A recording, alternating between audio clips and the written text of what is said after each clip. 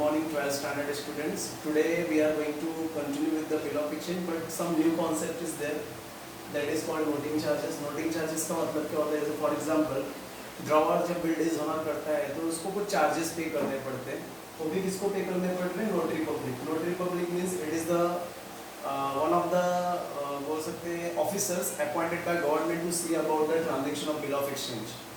तो जब भी बिल डिसऑनर होता है तो ड्रॉई को कुछ चार्जेस पे, क्योंकि ड्रॉई की वजह से बिल डिसऑनर हो रहा है तो ड्रॉई को चार्जेस पे करना पड़ रहा है नोटरी पब्लिक को. उसी को बोलते हैं noting charges.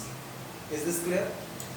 Noting charges ultimately finally drawee ही पे करता है, लेकिन जब भी ऑन द स्पॉट जब बिल डिसऑनर होता है तो होल्डर पे करता है. फॉर एग्जांपल मिस्टर ए ने मिस्टर बी के नाम पे बिल बनाया, बी ने साइन करके रिटर्न किया, मिस्टर ए ने बिल सी को दिया, इंडोर्स किया. अभी सी जाएगा पेमेंट लेने के लिए, लेकिन बिल क्या हो गया? डिसऑनर. अभी इस टाइम पे होल्डर कौन है बिल का? सी. तो सी नोटिंग चार्जेस पे करेगा, लेकिन उसको फाइनली ए क्या करेगा? बी से रिकवर करके सी को दे देगा. ठीक है, जैसे मैप बना के दिखा दे रहा हूँ. फॉर एग्जांपल जैसे देखें ए है, मिस्टर ए ने मिस्टर बी ने बिल एक्सेप्ट करके रिटर्न किया, ए ने बिल सी को दिया, सी जब बिल लेके गया तो बिल क्या हो गया?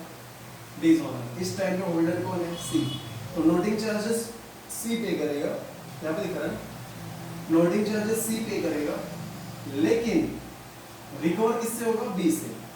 पे करेगा सी, लेकिन फाइनली रिकवर किससे होगा? बी से. बी से रिकवर करके वापस सी को दे दिया जाएगा. समझ गया? तो यहाँ पे नोटिंग चार्जेस का मतलब होता है charges paid by the holder of bill, but it is finally recover from the drawing. ध्यान से सुनो क्या लिखा है. यहाँ पे लिखा हुआ है it is the charge paid by the holder of bill to the notary public. Holder जो है बिल का नोटरी पब्लिक को देता है at the time of dishonour of bill. The holder of the bill pay to the notary public at the time of dishonour of bill, but finally it will be recover from drawing. ये किससे recover होता है? Drawing से. वापस sentence पढ़ रहा हूँ. Noting charges is the charge paid by the holder of bill by two the notary public at the time of dishonour of bill, but finally it will be recover from drawing. और finally किससे recover होता है? Drawing से recover होता है. General entry क्या होता है? देखो, इन द जनरल एंट्री जो है ड्रॉअर के बुक में क्या होगा? Drawee account debit to third party. Drawee account debit to third party. Third party मतलब endorser, bank, right, bank for collection, ये सब थर्ड पार्टी. तो drawee account debit to third party का, लेकिन क्वेश्चन में थर्ड पार्टी दिया ही नहीं है, खाली ड्रॉअर ड्रॉई है, तो नोटिंग चार्जेस आएगा. तो drawee account debit to third party या तो नोटिंग चार्जेस, दोनों में से. तो in the books of drawer entry क्या होगा? Drawee account debit to third party और नोटिंग चार्जेस. ड्रॉई के बुक में क्या एंट्री होगा? Noting charges to drawer. Noting charges account debit to drawer. Is this clear? तो ये जनरल एंट्री आपको माइंड में रखना है. कुछ भी डाउट रहेगा तो मुझे पूछ सकते हो, लेकिन खाली इतना याद रखो, नोटिंग चार्जेस मतलब charges paid by the ड्रॉई, charges paid by the holder of the bill at the time of dishonor of bill, but finally it will be recovered from drawing. Journal entry drawer के book में drawing to third party और noting charges, and in the books of drawing noting charges to drawer. Drawer के book में drawing to third party and drawing के book में noting charges to drawer. Is this clear? Okay. Awesome. This question is given on the board. इसमें noting charges का भी कुछ information include है. Mr. A draw the bill of rupees 10,000 on Mr. B. Mr. A ने Mr. B के ऊपर 10,000 का bill draw किया 1 जुलाई 2010 में for 2 months. कितने महीने के लिए? 2 महीने के लिए. Mr. B accept the bill and return. Mr. B ने बिल accept किया और रिटर्न किया. Mr. A endorse the bill to Mr. C. Mr. A ने बिल endorse किया Mr. C को, but on due date the bill is dishonor. Due date पे bill क्या हो गया? Dishonor. Noting charges paid by of rupees 200. Noting charges 200 रुपए का पे किया गया. कौन पे किया? मिस्टर सी ने. किसने पे किया? Mister C. Mister C paid the noting charges, right. Mister A की कंडीशन, मिस्टर ए ने कंडीशन रखा that mister B should pay rupees 2000 and accept the new bill. Mister B क्या करेगा? 2000 रुपया देगा और नया बिल एक्सेप्ट करेगा, correct, and for the balance amount, and new bill is 100 और नया बिल क्या हो गया? 100 हो गया. अभी हम लोग को क्या करना है? मुझे मिस्टर ए और मिस्टर बी के बुक में ज़्यादा एंट्री करना है. मैं क्या करूँगा? मिस्टर ए के बुक में एंट्री कर दे रहा हूँ, मिस्टर बी के बुक में आप लोग को ऐसा होमवर्क एंट्री करना है. ठीक है, तो अभी सबसे पहले आप लोग क्या करो, इसका स्क्रीनशॉट ले लो, क्योंकि मैं अब रफ करने वाला हूँ. ठीक है, इसके एंट्रीज याद रखो, क्योंकि ज़्यादा एंट्री करते टाइम ये यूज़ होने वाला है. मैं अभी इसको रफ कर दूँ, इसमें इसका स्क्रीनशॉट ले लो. ठीक है, ऑसम. मिस्टर ए और मिस्टर बी यहाँ पे मैंने ड्रॉ किया, मिस्टर ए ड्रॉवर है, मिस्टर बी ड्रॉई है, बराबर। सबसे पहला मिस्टर ए ने बिल ड्रॉ किया मिस्टर बी के ऊपर 10,000 का, mister B accept the bill and return, means mister B accepted and return, this is called accept. कितने का? 10,000 का बिल। Mister A endorse the bill to mister C, mister A ने bill mister C को दिया, राइट राइट।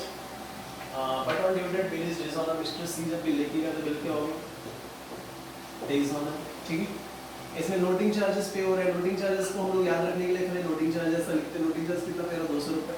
पहले ऐसा line याद रखते हैं कि नोटिंग चार्जेस का एंट्री पास करना, ठीक है। उसके बाद क्या कंडीशन रखना कि मिस्टर बी जो है 2,000 रुपये देना चाहिए और नया बिल के लिए नया बिल एक्सेप्ट करना चाहिए रिमेनिंग अमाउंट के लिए। मिस्टर बी क्या करेगा? 2,000 रुपये कैश देगा, 2,000 rupees, and new bill accept करके रिटर्न करेगा। न्यू बिल एक्सेप्ट 8,000 रुपये का नया बिल रहेगा, right. And this new bill is honoured on due date, मतलब बी जब टाइम पे बिल लेके जाएगा तो बिल का पैसा मिल जाएगा, मतलब बिल गया कैश आया ऑनर्ड हो गया, ठीक है। These are the question which we have to do the entries. एक बार समझा दे रहा हूं। मिस्टर बी ने एक्सेप्ट करके बिल रिटर्न किया 10,000 का मिस्टर ए को, मिस्टर ए ने बिल मिस्टर सी को दिया, मिस्टर सी जब बिल लेके गया तो बिल क्या हो गया? डिसऑनर। नोटिंग चार्जेस 200 रुपये पे किया मिस्टर सी ने। बाद में मिस्टर बी ने क्या, ए ने कंडीशन रखा कि बी 2,000 रुपये देगा, तो मिस्टर बी ने 2,000 रुपये दिया, ठीक है। और जो मिस्टर ए है उसने नया बिल ड्रॉ किया 8,000 रुपये का, बी ने वो 8,000 रुपये का बिल एक्सेप्ट करके रिटर्न किया, राइट। और on the due date the bill is honoured, due date पे बिल क्या हो गया? हॉनर्ड, मतलब कैश आया, बिल गया। Is this clear?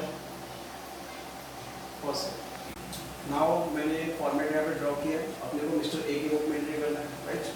तो सबसे पहले अभी यहाँ पे देखेंगे, पहले एंट्री पास करेंगे। ए की बुक में एंट्री करना है, मतलब ए के हिसाब से देखना है।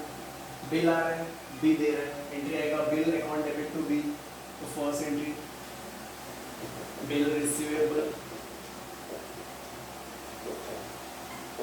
Account debit to mister B account, amount will be 10,000, यहाँ पे भी 10,000, नरेशन आएगा being bill drawn, राइट।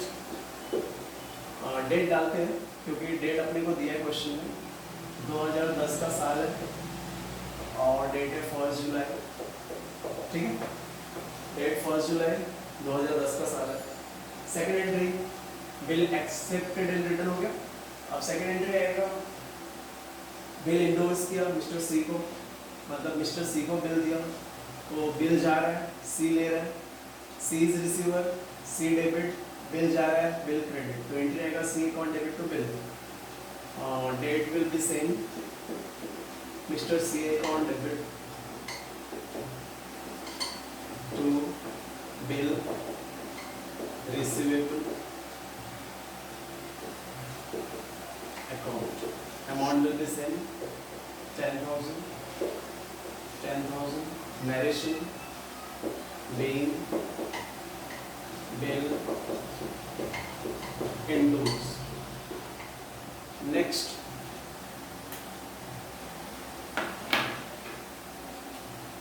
अब ड्यू डेट का एंट्री आएगा क्योंकि यहाँ पे अपने को पीरियड बोला है, बिल डिसऑनर हुआ है, बिल डिसऑनर हुआ है, अपना मंथ क्या है? 2 मंथ का पीरियड है। ड्यू डेट में अपने को 2 मंथ का पीरियड बोला है, तो देखो यहाँ पे डेट है 1 जुलाई, क्वेश्चन में अपने को बोला है 2 महीने के लिए बिल ड्रॉ किए, तो जुलाई से अगस्त, अगस्त से सितंबर, तो फर्स्ट 9 आएगा, 3 डेज ऐड करेंगे तो 4/9 आएगा। Is this clear? तो this will be the due date 4/9। Entry क्या आनी चाहिए? B to mister C, Mister B to mister C, arrow देखने का, ड्रॉ की बुक में एरो देखते, Mister B to mister C. Entry आएगा Mister B account debit to mister C account, amount will be same, narration being bill dishonor. Next entry will be noting charges का entry, drawer की book में noting charges का entry क्या था, drawing account debit to third party.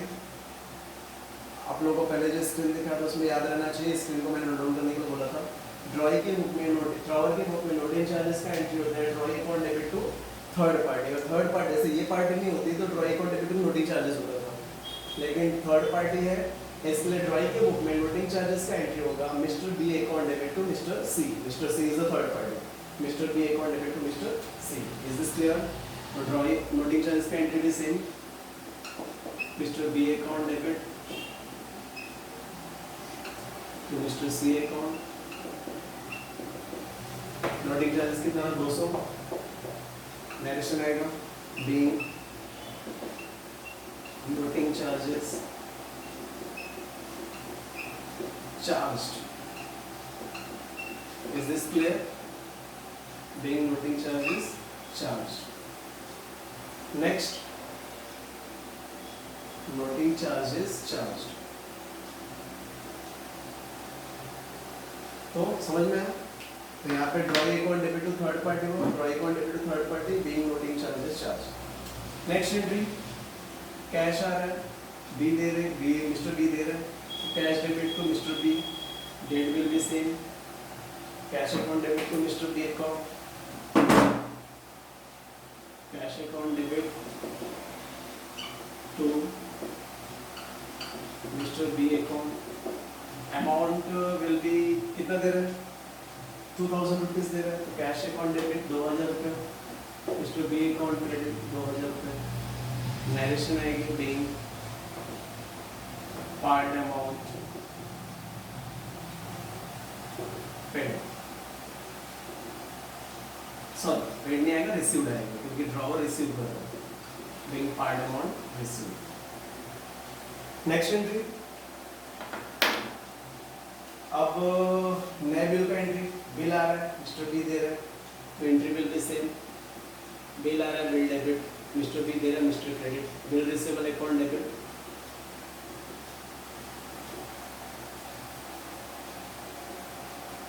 तो Mister B account.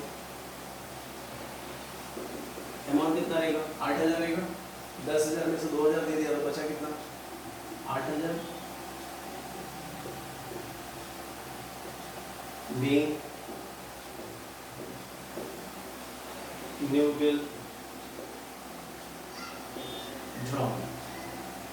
Is this clear? Next is